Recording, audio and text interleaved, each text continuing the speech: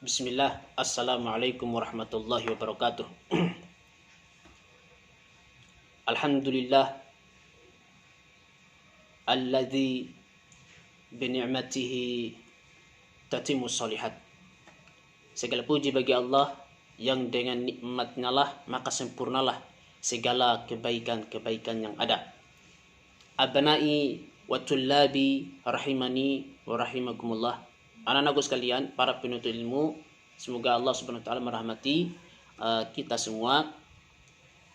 Alhamdulillah, pada kesempatan yang berkah ini kita dimudahkan Allah Subhanahu wa taala untuk bertatap muka walaupun secara online dalam rangka suatu hal yang sangat mulia sekali, yaitu dalam rangka menuntut ilmu, dalam rangka mempelajari perjalanan hidup orang-orang yang paling baik, perjalanan hidup orang-orang yang mulia, yaitu sirah nabawiyah wa sahabah, perjalanan hidup Nabi SAW dan para sahabatnya. Abnai tullabi rahimani wa rahimakumullah, kita telah membahas tentang khulafaur rasyidin, para pemimpin Islam. Khulafaur rasyidin, mereka adalah orang-orang yang terbaik pada umat ini, orang-orang yang diberi petunjuk oleh Allah Subhanahu wa taala, yang akan meneruskan dakwah Rasulullah sallallahu alaihi wasallam. Dan Rasulullah bersabda, "Fa'alaikum bisunnati wa sunnatil khulafai rasyidin." Hendaklah kalian mengikutiku dan ikutilah para khulafaur rasyidin. Ini menunjukkan bahwasanya khulafaur rasyidin itu adalah orang-orang yang harus kita ikuti, orang-orang yang mendapatkan petunjuk sepeninggal Rasulullah sallallahu alaihi wasallam. Ya, khulafaur rasyidin itu ada 4. Yaitu yang pertama Abu Bakar As-Siddiq, kemudian Umar bin Khattab, kemudian Utsman bin Affan, kemudian Ali bin Abi Thalib. Baik. Kita akan membahas secara umum dulu tentang 4 khulafaur rasyidin ini. Ya, sebelum kita telah bahas sedikit tentang Abu Bakar As-Siddiq. Ya. Beliau mulai menjadi khalifah diawali dengan terjadinya fitnah atau keributan di suatu tempat yang ada di Madinah, yaitu Saqifah Bani Sa'idah, nama sebuah tempat. Ketika Rasulullah sallallahu alaihi wasallam meninggal dunia, kaum muslimin dirundung oleh kesedihan sangat mendalam sekali. Di lain sisi terjadi keributan di Saqifah Bani Sa'idah ini. Keributan itu adalah adanya sekelompok kaum muslimin dari kalangan Ansor. Ansor itu orang Madinah. Kalau Muhajirin itu orang Makkah yang pindah ke Madinah. Sekelompok orang Ansor ini, mereka ribut siapa yang akan menjadi khalifah sepeninggal Nabi sallallahu alaihi wasallam, yang akan menjadi pemimpin. Dan mereka bilang bahwasanya yang menjadi pemimpin itu tentunya harus orang Ansor, harus orang Madinah. Ya, karena Madinah adalah pusat dakwah Islam. Madinah adalah ibu kota Islam dan kita adalah orang Madinah, harusnya kita yang menjadi pemimpinnya. Akhirnya mereka menunjuk sahabat Nabi yang bernama Sa'ad bin Ubadah. Sa'ad bin Ubadah salah seorang sahabat Nabi sallallahu alaihi wasallam, dan orang Madinah memilih dia menjadi khalifah. Nah, kemudian dibantah oleh orang-orang Muhajirin, orang-orang Makkah. Lah, bukan kalian jadi pemimpin, harusnya kami menjadi pemimpin. Kami sahabat dekat Nabi, kami berjuang mendakwahkan Islam dari awal-awal. Kami adalah sabiqunul awwalun, orang pertama kali masuk Islam. Kemudian orang Makkah itu adalah keluarga besar Nabi. Ya, lalu ribut. Hampir terjadi pertempuran antara sahabat Nabi sallallahu alaihi wasallam. Ya. Nabi baru saja meninggal, kaum muslimin sedih. Di lain sisi ada keributan di antara kaum muslimin. Kemudian sampailah di telinga Abu Bakar As-Siddiq. Maka Abu Bakar As-Siddiq bersama Umar bin Khattab dan Abdurrahman bin Auf segera menuju ke lokasi, menuju ke Saqifah Bani Sa'idah. Lalu di sanalah Abu Bakar As-Siddiq berpidato menenangkan suasana, hingga akhirnya Abu Bakar As-Siddiq mengatakan, "Wahai kaum muslimin, kamilah yang menjadi pemimpin, yaitu orang Makkah, sedangkan kalian jadi menteri saja." Ya, tentunya Abu Bakar As-Siddiq dia menjelaskan dengan dalil-dalil yang ada. Ya, hingga akhirnya kaum muslimin sadar. Lalu Abu Bakar As-Siddiq dia mengangkat tangan Abdurrahman bin Auf dan Umar bin Khattab. Diangkat oleh Abu Bakar As-Siddiq. Pilihlah salah satu dari dua orang ini. Siapa yang akan menjadi khalifah, pemimpin yang menggantikan Rasulullah SAW. Akhirnya Abdurrahman bin Auf menurunkan tangannya. Umar bin Khattab juga menurunkan tangannya. Wah, Abu Bakar, ada apa ini? Harusnya kamu menjadi pemimpin. Kamu kan sahabat dekat Nabi. Ya, orang yang dicintai oleh Nabi. Orang yang selalu bersama Nabi. Pokoknya orang terbaiklah setelah Nabi SAW. Akhirnya Umar bin Khattab mengangkat tangan Abu Bakar. Abu Bakar lah yang lebih berhak menjadi pemimpin. Dan orang yang pertama kali berbaiat kepada Abu Bakar adalah Umar bin Khattab. Lalu semua kaum muslimin berbondong-bondong, ya, mereka berbaiat pada Abu Bakar. Inilah awal mula Abu Bakar As-Siddiq menjadi khalifah, pemimpin pertama di dalam Islam. Abu Bakar As-Siddiq beliau memimpin Islam, memimpin kaum muslimin selama 2 tahun saja. Karena keburu meninggal, umur juga ya sudah tua. Dari 11 tahun sampai 13 tahun, dari 11 tahun Hijriah sampai 13 tahun Hijriah. Jadi 2 tahun. Tepatnya beliau berumur 63 tahun, beliau sakit, ya, yang menyebabkan beliau meninggal. Sebelum Abu Bakar Siddiq meninggal, ya tentunya, ya Abu Bakar Siddiq meninggalkan prestasi yang sangat gemilang, ya, membuahkan hasil yang luar biasa terhadap Islam.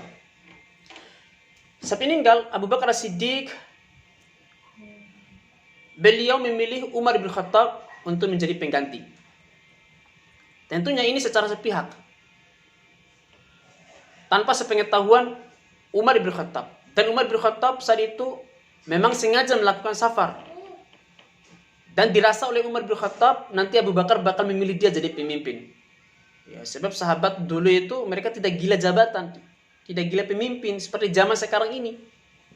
Ya, orang zaman sekarang mengorbankan semuanya demi menjadi pemimpin. Kalau para sahabat dulu itu mengorbankan semuanya untuk tidak jadi pemimpin. Umar bin Khattab sengaja menghindar. Akhirnya Abu Bakar Siddiq bertanya kepada para sahabat yang lain, kemanakah perginya Umar bin Khattab? Dia sudah safar. Maka pada saat itulah Abu Bakar Siddiq menunjuk, memilih Umar menjadi pengganti beliau. Walaupun pada saat itu ada sebagian kaum muslimin yang tidak setuju Umar menjadi pemimpin. Karena Umar ini adalah laki-laki yang sangat keras. Idza daraba asja', kalau dia memukul sangat menyakitkan, sangat melukai kalau dia pukul. Keras dia. Maka Abu Bakar menjelaskan bahwa kerasnya Umar itu adalah alal haq, demi kebenaran, demi kebaikan. Hingga akhirnya lapanglah dada kaum muslimin, mereka pun sepakat Umar yang akan menggantikan kekhalifahan Abu Bakar sepeninggal Abu Bakar As-Siddiq radhiyallahu taala anhu. Sepulang Umar bin Khattab dari safar, maka dikabarkanlah kepada Umar bahwasanya beliau telah ditunjuk oleh Abu Bakar sebagai khalifah, dan itu tidak disukai oleh Umar bin Khattab. Ya, namun apa? Nasi sudah jadi bubur. Semua kaum muslimin sudah sepakat. Semua kaum muslimin sudah bermusyawarah dan pilihan itu jatuh kepada Umar bin Khattab. Dan mau tidak mau Umar bin Khattab harus memangku jabatan ini. Ya, walaupun Umar tidak suka. Walaupun Umar tidak suka. Ya, nasi sudah jadi bubur. Kemudian Umar bin Khattab pun beliau menjadi khalifah. Menjadi pemimpin Islam yang kedua. Umar bin Khattab menjadi pemimpin dari tahun 13 Hijriah sampai 23 tahun Hijriah. Artinya beliau memimpin selama 10 tahun. Kepemimpinan Umar ibn Khattab ini membuahkan hasil yang luar biasa. Ya, tidak jauh bedanya dengan pemimpin yang sebelumnya. Ya, prestasi gemilang dan wilayah Islam semakin luas, menjadikan Islam semakin ditakuti oleh musuh-musuh pada saat itu. Romawi dan Persia menjadi takluk di hadapan Umar bin Khattab. Kalau mereka mendengarkan tentang Umar bin Khattab, gemetar mereka, takut mereka. Ya, mereka mengira Umar bin Khattab itu adalah monster yang sangat menakutkan. Sampai-sampai mereka mengirim mata-mata ke Madinah. Seperti apa sih negeri Madinah itu? Seperti apa sih istananya itu? Seperti apa sih pasukannya? Ya, seperti apa sih rajanya? Mereka pergi ke Madinah. Wah, ternyata Madinah itu tempatnya orang-orang miskin. Tidak ada istana.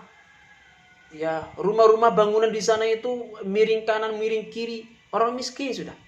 Mereka mencari mana raja mereka, mana Umar itu. Ternyata Umar itu tidurnya di atas tanah beralaskan tikar. Waduh, apa yang membuat mereka kuat? Apa yang membuat mereka hebat? Ini luar biasa. Padahal mereka sebenarnya tidak punya apa-apa, tapi imannya sangat kuat. Ya, dan sangat ditakuti pada saat itu.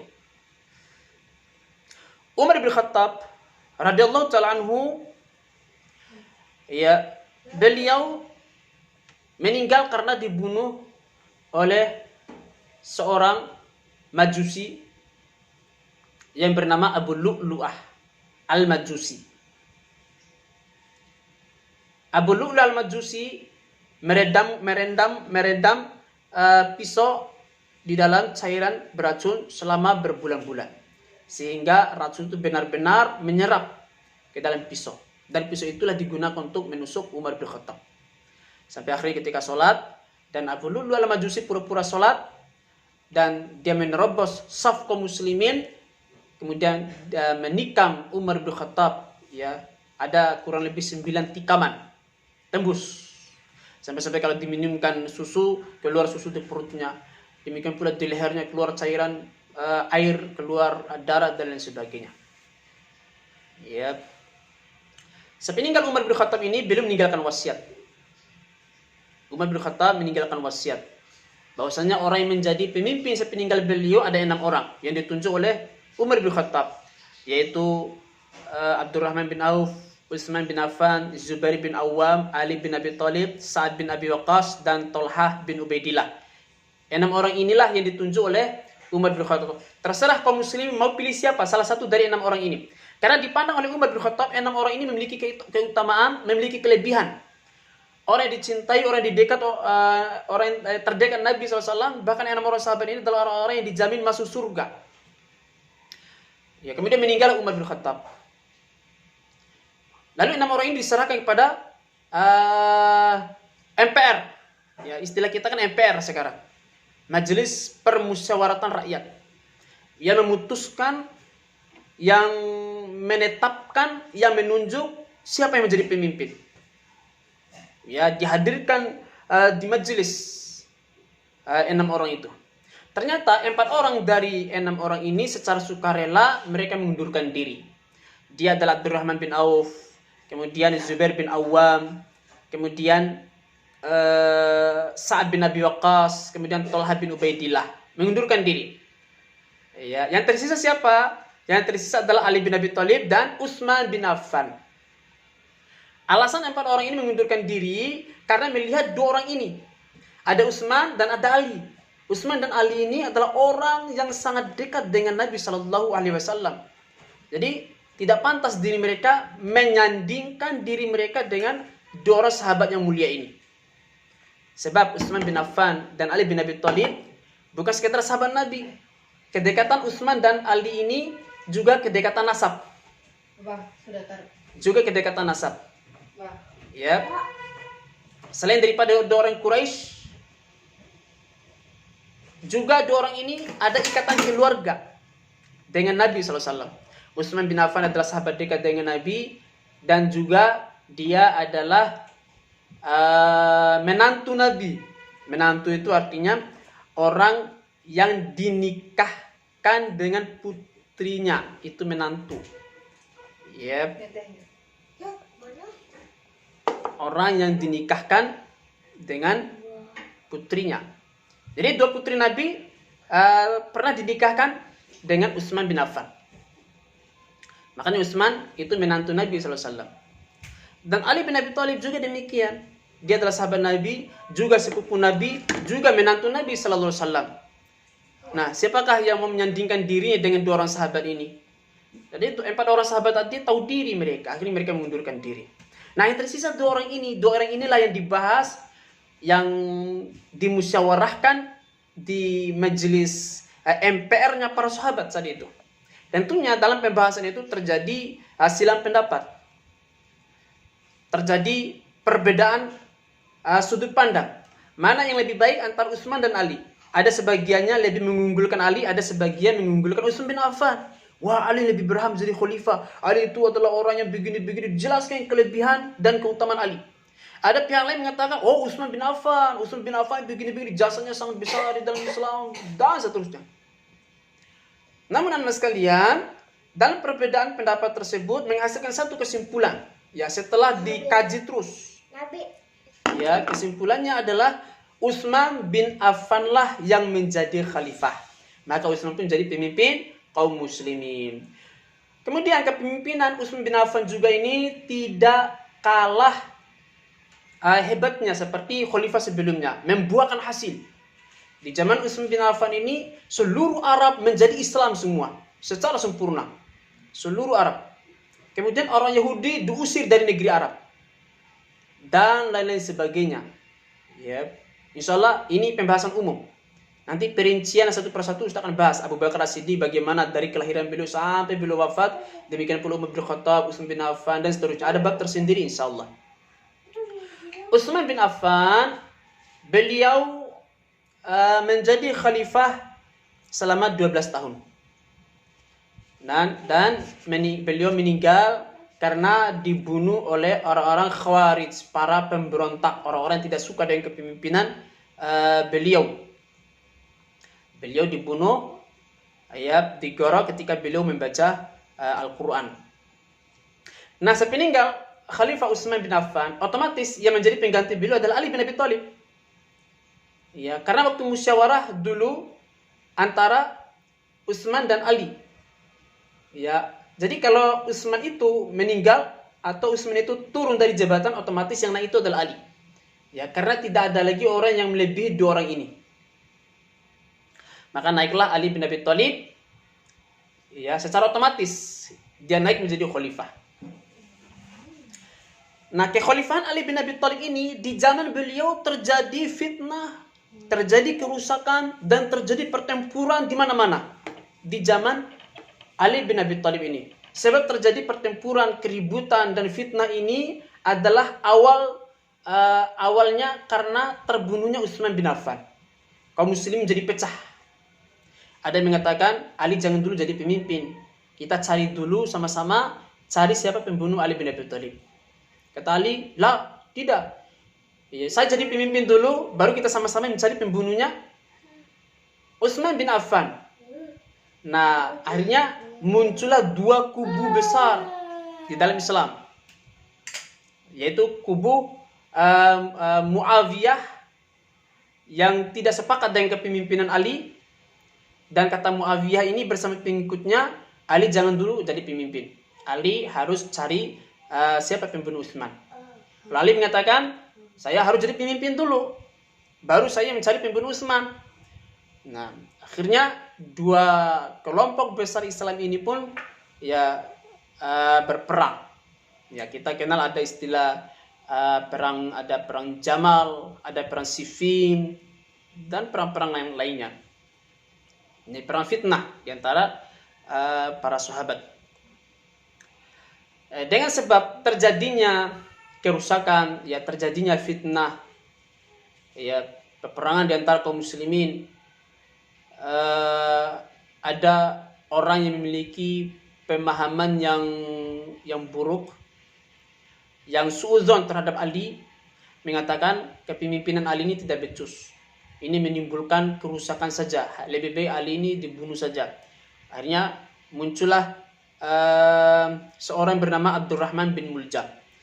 Dialah yang membunuh Ali bin Abi Thalib ketika Ali bin Abi Thalib melakukan sholat. Tentunya selama kekhalifahan Ali bin Abi Thalib ada hasilnya juga.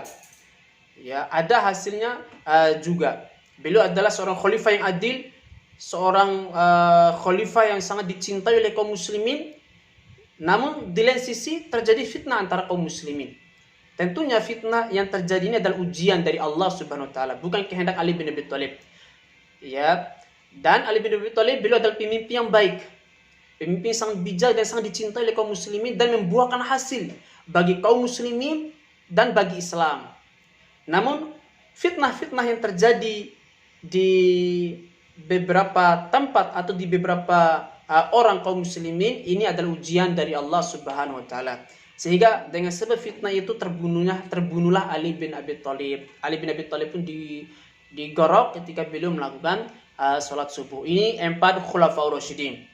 Ya, sekali lagi 4 khulafaur rasyidin ini adalah orang-orang terbaik sepeninggal Nabi sallallahu alaihi wasallam. Mereka adalah orang-orang yang sangat berjasa terhadap Islam ini. Ya. Mereka inilah orang-orang yang diperintahkan oleh Nabi SAW agar kita mengikutinya. Inilah 4 khulafaur rasyidin, Abu Bakar As-Siddiq, Umar bin Khattab, Utsman bin Affan, dan Ali bin Abi Thalib. Wallahu ta'ala alam. Insyaallah ta'ala pada pertemuan yang akan datang kita akan membahas satu persatu tentang 4 khalifah ini. Ya, pada pelajaran berikutnya kita akan membahas Khalifah Abu Bakar As-Siddiq, mulai beliau lahir sampai beliau wafat. Ya. Wallahu ta'ala alam, aku liqul hadza astaghfirullah li wa lakum innahu huwal ghafurur rahim. Assalamualaikum warahmatullahi wabarakatuh.